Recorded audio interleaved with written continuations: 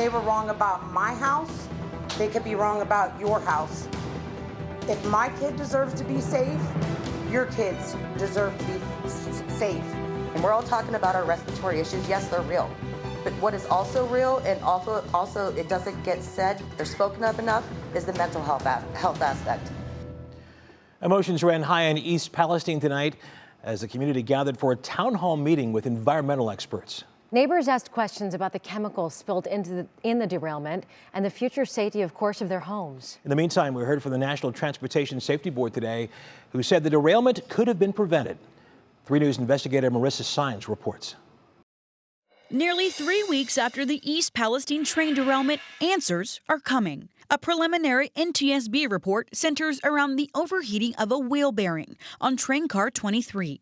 According to the report, the crew was alerted twice that the temperature of the bearing was rising, once at 48 degrees, another at 113.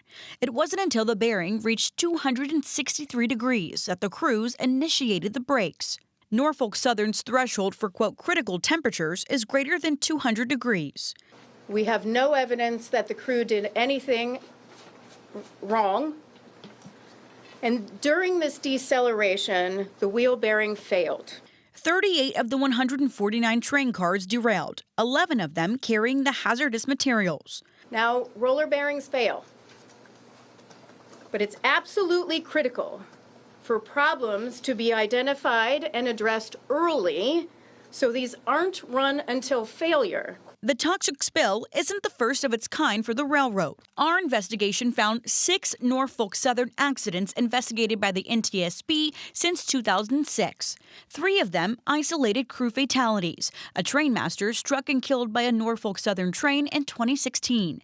2 others killed in 2019 and 2015 after being pinned between train cars. In January 2006, 2 Norfolk Southern trains collided in Alabama, leaving 3 crew members injured, causing over $5 million in damage. In 2012, 17 train cars derailed in Columbus, 3 of them carrying a toxic denatured ethanol that fueled a fire, forcing 100 residents to evacuate. It was a similar scene in New Brighton, Pennsylvania, when another Norfolk Southern train derailed, sending 20 cars also carrying denatured ethanol into flames that burned for nearly 2 days. According to a Federal Railroad Administration safety analysis report, Norfolk Southern has had over 200 train accidents every year since 2019. Online reports show that the railroad generated over $12 billion in 2022 and $11 billion in 2021.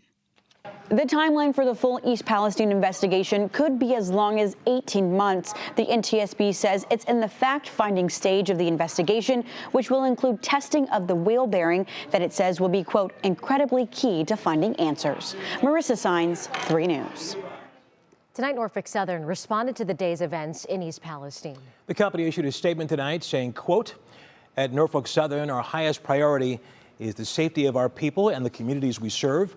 We will continue to support the NTSB's investigation, end quote.